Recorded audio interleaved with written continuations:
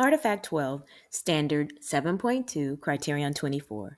Use assessment data to inform and guide instruction based on individual student needs. Use technology to design and implement a variety of formative and summative assessments that accommodate learner needs, provide timely feedback to students, and inform instruction. I use and collect data using technology, then I analyze the data to inform my instruction. I make adjustments to my instruction based on the data findings. There are tons of formative assessment given in my class. Discussions, graphic organizers, group work, quizzes, surveys, must-dos, journaling, guided notes, and exit tickets.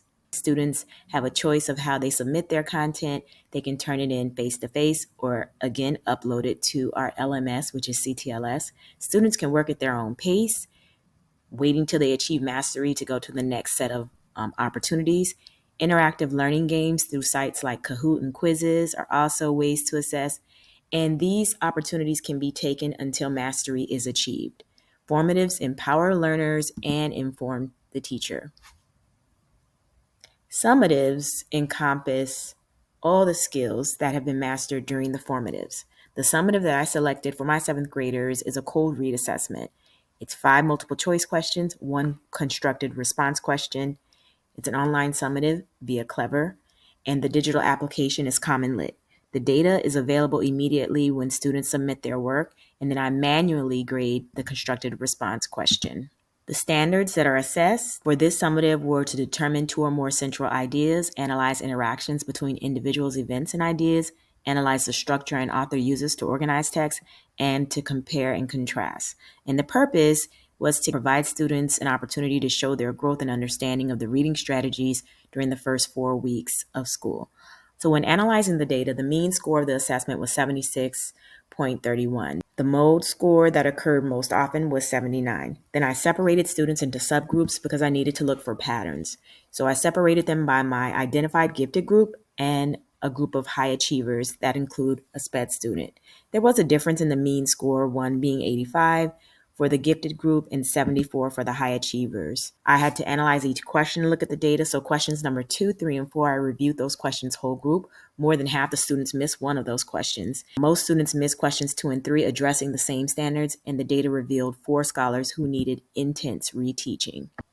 The reteaching plan was small group sessions during class time while other students completed coursework, homeroom tutoring, and one of the students who scored a 29 had attendance issues, so I made changes to how I uploaded information to CTLS to accommodate that student. Those were just some of the adjustments I used to improve instruction and student achievement based on the summative data. Artifact 12, Standard 7.3, Criterion 25. Provide opportunities for students to reflect on their own learning data. Use assessment data to guide progress and communicate with students, parents, and education stakeholders to build student self-direction. I use data to guide progress. I use and collect data using technology. I analyze the data to inform my instruction. Students are allowed to reflect on their own learning data. Then I make adjustments to the instruction. This summative assessment was for my 7th graders, and we call them cold read assessments. This was an online assessment on a digital application called Common Lit. When I analyzed the data, I found that the mean score was 76.31.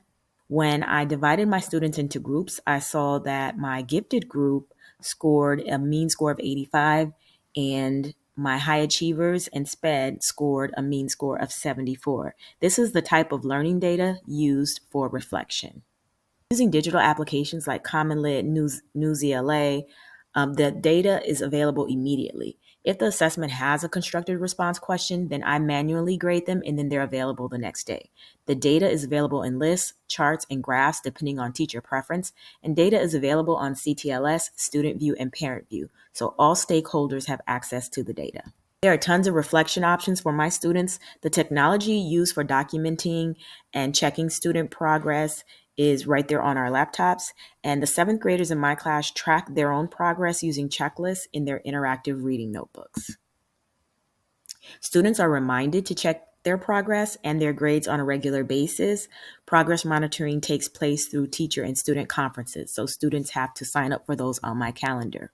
Reflection is very important. We reflect, revise, retake, and reflect again.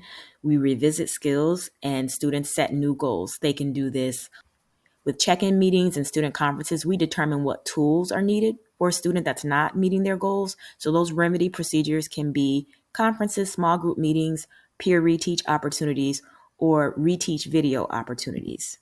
We use multiple learning tools and learning applications online, and these are a sample of some of the ones that we use for reteaching and for reflection opportunities.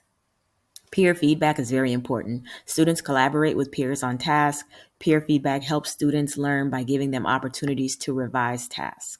My students benefit from multiple opportunities to reflect on their learning. I foster a learning culture in my class where students use those opportunities to revise, retake, and reflect upon their learning as we co-plan together for students to achieve mastery.